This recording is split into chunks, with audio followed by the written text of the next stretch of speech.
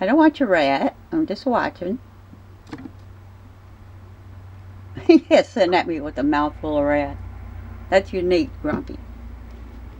Now he's always been a talker. Yeah.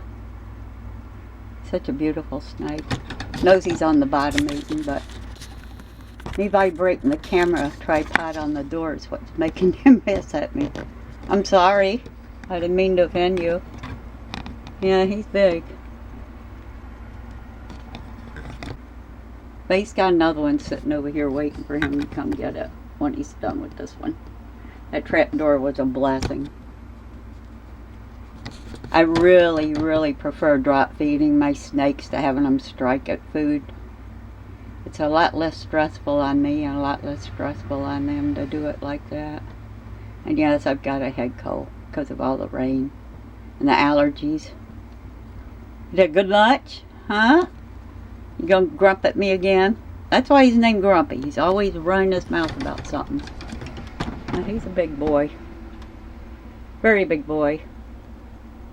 Beautiful guy.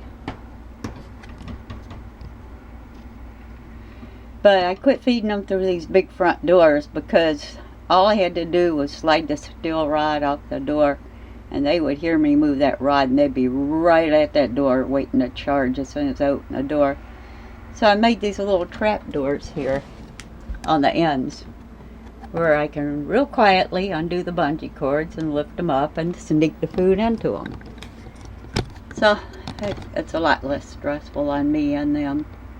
The last thing you want's a hungry 104-pound Argentine Boas, 14 feet long, charging at a hook in your hand with a big colossal rat on it. So it's creepy, it's scary, and to this day I would still jump every time they struck. And that's just a human reaction though.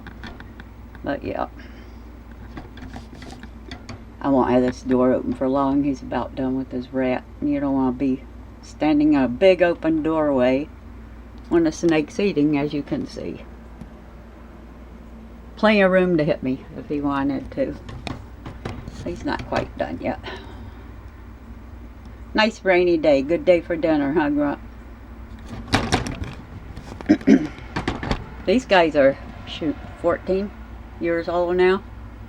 Going on 15 actually, I believe. I lose track. I've got so many snakes. You can't keep up with them all. I got 8 grandchildren. I can't remember their birthdays. So, you know, that's just one of those things. Is that good dinner? Huh? He says, I see that other one sitting there waiting for me to eat it too. Well, but this way they're not all aggressive. They're not all high-strung and freaking out. And I'd rather see my snakes eat calmly than aggressively. As long as they still got a good appetite, it doesn't matter how they eat and how you feed them. But I prefer drop feeding because it really reduces the stress on me and on them. Especially when I have one sink their teeth into the carpet or something and then closure. Got your second one, huh, Grump?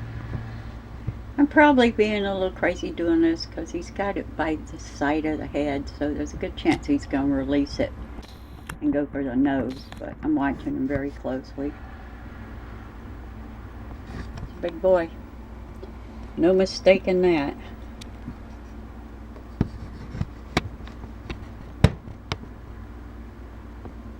I'm just watching. I'm not going to bother you. I don't want your rat.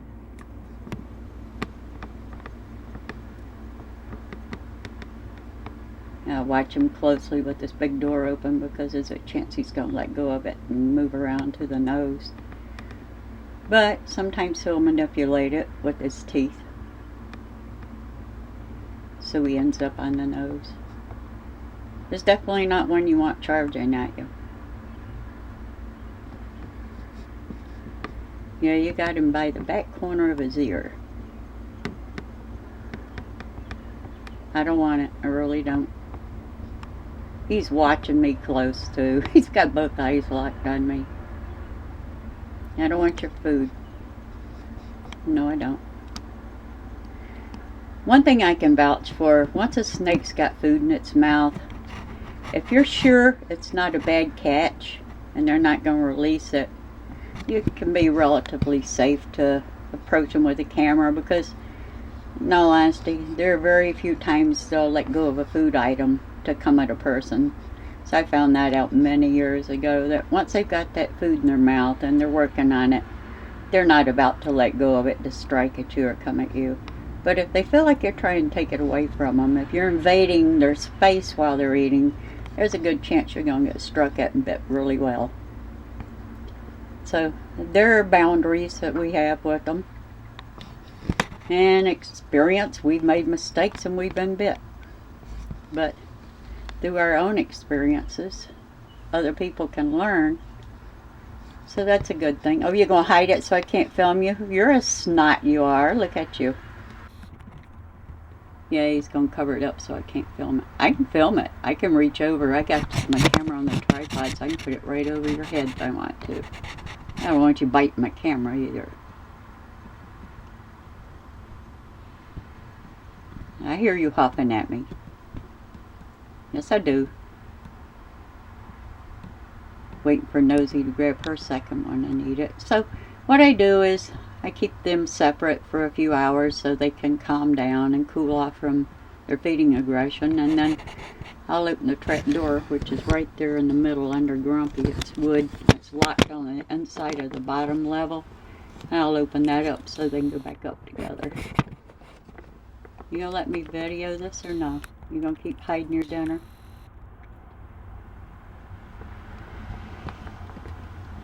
The thing is, don't harass them. I mean, it's okay to watch them and observe them, but don't harass them. There are boundaries you have with your snakes. Each one's an individual, and each one's going to react differently to what you're doing. So that's why observation, I stress that with everyone. Observation is the key to raising snakes, especially big constrictors. Because if you mess up, they can do a lot of damage. And I mean a lot of damage. You know, it's something people don't think about. A venomous snake bites you, you can get to a phone to make a call for help. You take a 15, 20 foot constrictor that bites you and wraps around you. What are your chances of getting to a telephone to call for help, unless you got it right on? Well, I'll be closing the door shortly so he can go get his other one and eat it.